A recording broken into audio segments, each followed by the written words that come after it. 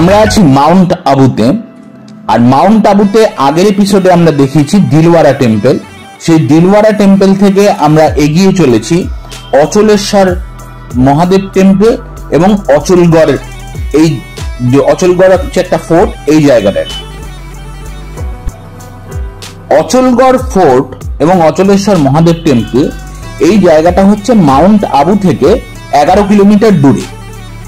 এই জায়গাতে এসে আমরা আমাদের যে গাড়িটাতে করে ঘুরছিলাম সেই গাড়িটা রেখে আরেকটা গাড়ি নিতে হয়, যে গাড়িটা 1.5 কিলোমিটার রাস্তা অতিক্রম করে নিয়ে যাবে একদম ফোর্টে ওঠার যে সিঁড়িটা সেইখানে। এই রাস্তাটা অত্যন্ত খারাই রাস্তা, এখানে প্রাইভেট ভেহিকেল এবং খুব সরু রাস্তা। এই জায়গাটায় কিন্তু প্রাইভেট ভেহিকেল অ্যালাউড নয়, ওদের গাড়িটাই নিতে হবে। এবং এই গাড়িটার রেন্ট এবং গাইড চার্জ পুরোটা মিলে আমাদের থেকে চার্জ করা হলো 1000 টাকা। এখন আমরা এগিয়ে চলেছি অচলগড়ের দিকে। এখানে বলে রাখি, এই অচলগড় এটা হচ্ছে একটা ফোর্ট। এখন যেটা দেখা যায় বেসিক্যালি ফোর্টের রুইন্স। এখন আমরা যে গেটটা ক্রস করছি, সামনে যে গেটটা দেখা যাচ্ছে, এই গেটটা হচ্ছে ফোর্টের প্রথম গেট। এই গেটটার নাম হচ্ছে হনুমান পোল। এই হনুমান পোল ক্রস করে আমরা এগিয়ে যাচ্ছি অচলগড়ের যে এন্ট্রান্সটা সেইখানে। এখানে ল্যান্ডস্কেপটাতে দেখতে পাচ্ছি দুদিকে অনেকগুলো ছোট বড় ওয়াটার বডি রয়েছে এবং পুরো জায়গাটার মধ্যে কিন্তু বিভিন্ন ইতিহাস রয়েছে। প্রত্যেকটা পুষ্করিণী, প্রত্যেকটা ওয়াটার বডিরও এক একটা ইতিহাস রয়েছে। এখন এই অচলেশ্বর মহাদেব টেম্পলটা হচ্ছে একদম এন্ট্রান্সে, ওটাতে আমরা পরে যাব। আগে আমরা অচলগড়টা ঘুরে আসি। দেখাই যাচ্ছে একদম সরু রাস্তা, গাড়িটা এগিয়ে চলেছে বেশ খানিকটা ওপরে। পুরো জায়গাটাই আপহিল চলেছি আমরা।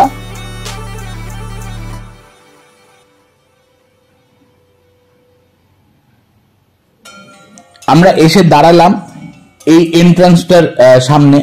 এখানে দেখতে পাচ্ছি আরেকটা ওয়াটার বডি। এখানে রামচন্দ্রের পাদুকার একটা ইতিহাস রয়েছে। এই যে জায়গাটা, এইখানটায় আরেকটা বড় গেট আমরা পাবো।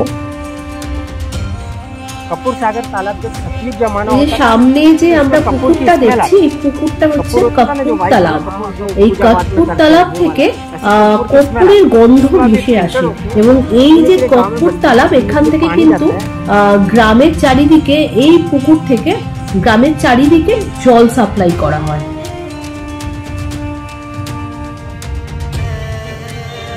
এই যে গেটটা আমরা দেখছি, এই গেটটার নাম হচ্ছে চম্পা পোল। এটা হচ্ছে ভেতরের দিকের গেটটা, হনুমান পোল, তারপরে চম্পা পোল।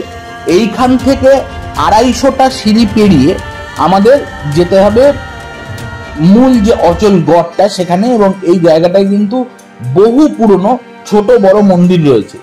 এবং এখানে বলে রাখি, এই অচলগড়টা হচ্ছে মোটামুটি 1500 শতাব্দীর এই জায়গাটা। এখানে আমরা খানিকটা উঠে দেখছি বাদিকে একটা জৈন মন্দির। এই জৈন মন্দিরের ভেতরে ফটোগ্রাফি স্ট্রিক্টলি প্রহিবিটেড, তার জন্য মন্দিরের ভেতরটা দেখাতে পারছি না।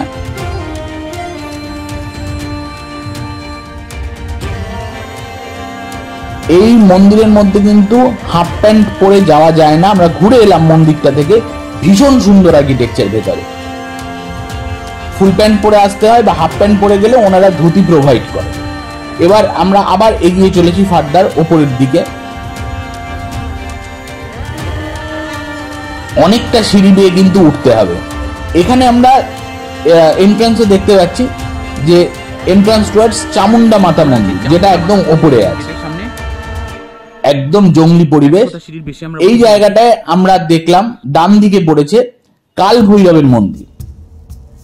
অগ্নিকুণ্ড আছে, কাল ভৈরবের মূর্তি আছে, কালো রঙের একটা পতাকা উঠছে। জায়গাটা কিন্তু একদম ফাঁকা। আমাদের গাইড সঙ্গে আছেন কুলদীপ জি।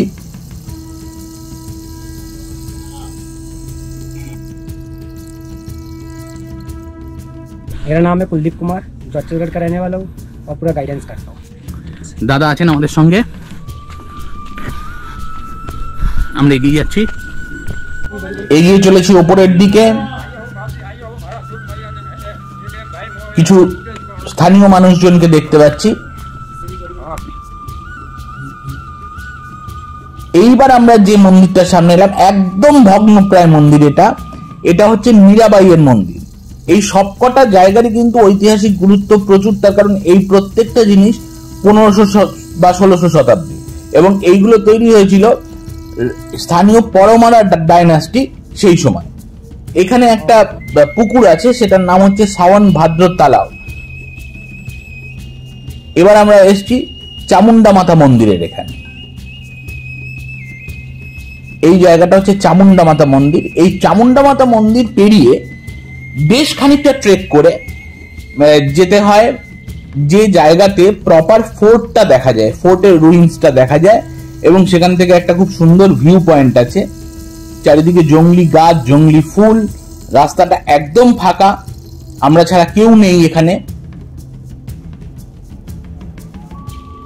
এটা হচ্ছে 1500 শতাব্দীর সেই রুইন্স, ফোর্টের রুইন্স, যেটার সামনে আমরা দাঁড়িয়ে আছি। এখান থেকে দুর্দান্ত ভিউ পাওয়া যায় পুরো জায়গাটার, পুরো নিচের এরিয়াটার, পেছনে আরাবল্লী রেঞ্জটাকে পুরো দেখা যায়, দূরে জৈন মন্দিরটা দেখা যায়। অদ্ভুত সুন্দর প্রাকৃতিক সৌন্দর্য এখানে। কুলদীপজি বললেন এখান থেকে আরো খানিকটা এগিয়ে গেলে একটা গুহা পড়ে। অলরেডি আমরা 250টা সিঁড়ি ক্রস করে এসছি, এইটা তার পরের রাস্তা। এবার চলে এসছি সেই গুহাটার সামনে। দেখে বোঝাই যাচ্ছে প্রাচীনত্ব নিয়ে কিছু বলার নেই। এবার যাই গুহাটার মধ্যে, নামি, দেখি। সিঁড়ি আছে, একটা অদ্ভুত গা ছমছম পরিবেশ, ভীষণ সুন্দর ভিউ। এই গুহার মধ্যে রয়েছে মা কালীর মূর্তি। ঢুকে পড়লাম গুহার মধ্যে, একদম ছোট্ট গুহা, মহাদেবের মূর্তি রয়েছে, মহাদেবের মূর্তি রাখা আছে। ভেতরের ঘরে ঢুকলাম,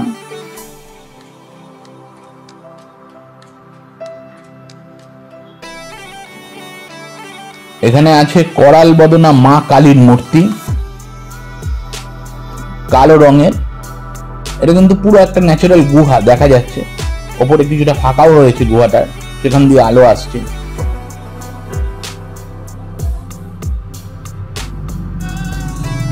এবং মূর্তির ঠিক উল্টো দিকেই রয়েছে একটা জানলা, সেই জানলা দিয়েও খুব সুন্দর একটা ভিউ পাওয়া যায়। এটা হচ্ছে নীলগিরি গাছ, এটার একটা পাতা আমরা দেখছি। এই পাতাগুলো চিলি ফিক্সের মতো একটা গন্ধ, মানে মেন্থল ফ্লেভার, ওগুলো তৈরিতে এই পাতাটা কাজে লাগে।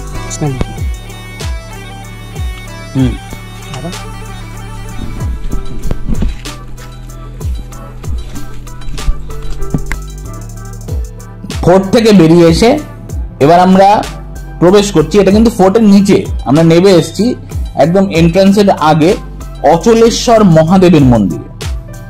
এই অচলেশ্বর মহাদেবের মন্দির বলা হয় 900 শতাব্দীর। পরবর্তীকালে 1400 সালে এটা রিনোভেশন হয়েছিল এই পরমারা ডাইনাস্টির সময়।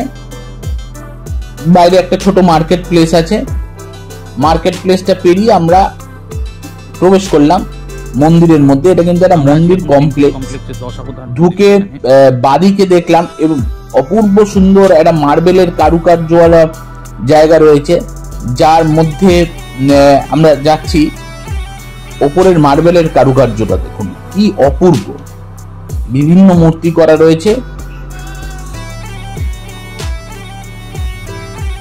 গর্ভগৃহের দিকে আমরা এগিয়ে যাচ্ছি।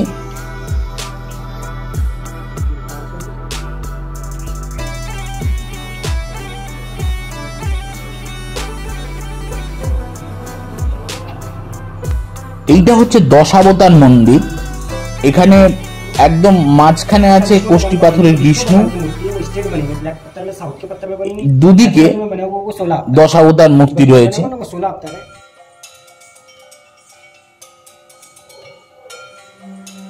আর চতুর্দিকে মার্বেলের কারুকার্য তো দেখালাম।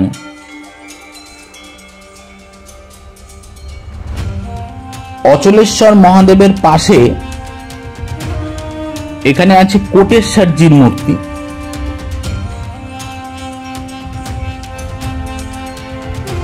অচলেশ্বর মহাদেব যে জায়গাটায় রয়েছে, এখানে বলা হয় যে এখানে মহাদেবের একটা টো প্রিন্ট রয়েছে, যেটাকে কেন্দ্র করে এই মন্দিরটা গড়ে উঠেছে। ভেতরে মূর্তি শিবলিঙ্গ রয়েছে, সেখানটায় কিন্তু ফটোগ্রাফি একদম মন্দিরের মূল মন্দিরের যেখানে শিবলিঙ্গ রয়েছে তার মধ্যে কিন্তু ফটোগ্রাফি প্রহিবিট। এইখানে রয়েছে একটা নন্দী মূর্তি। এই নন্দী মূর্তিটার 4 টনের অর্থাৎ 4000 কেজির নন্দী মূর্তি।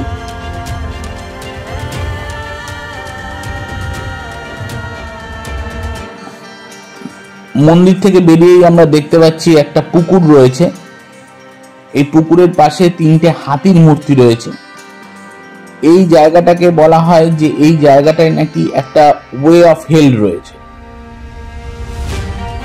অনেক ঘোরাঘুরি হয়েছে, 250-500 সিঁড়ি অতিক্রম করে আমরা এখন ভীষণ ক্ষুধার্ত, তাই কিছু খেতে হবে।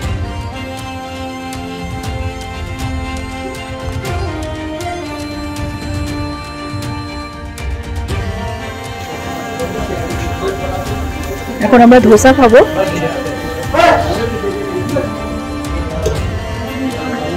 थोड़ा मसाला ज़्यादा डाल दीजिएगा, ज़्यादा बोलो।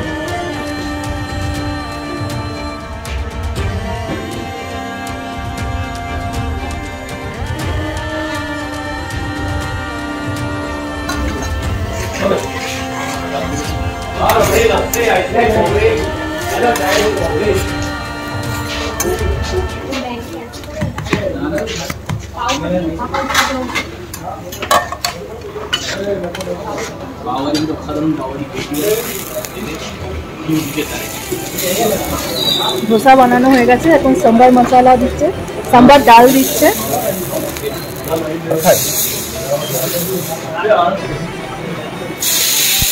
और चटनी দিচ্ছে।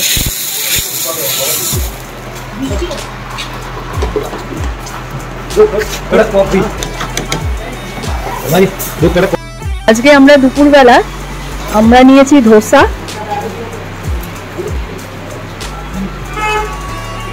আর তুমি কি নিয়েছো? নিয়েছি ম্যাগি, একটু ঝাল বেশি দিয়ে বানাতে বলেছি। জানি ম্যাগিটা এখানে স্পেশাল খাবার নয়, তবু এখানে যেগুলো অ্যাভেলেবেল ছিল তার মধ্যে খুব খিদে পেয়েছে, তাই ম্যাগি নিলাম। আর এটা টেস্টিও হয়েছে।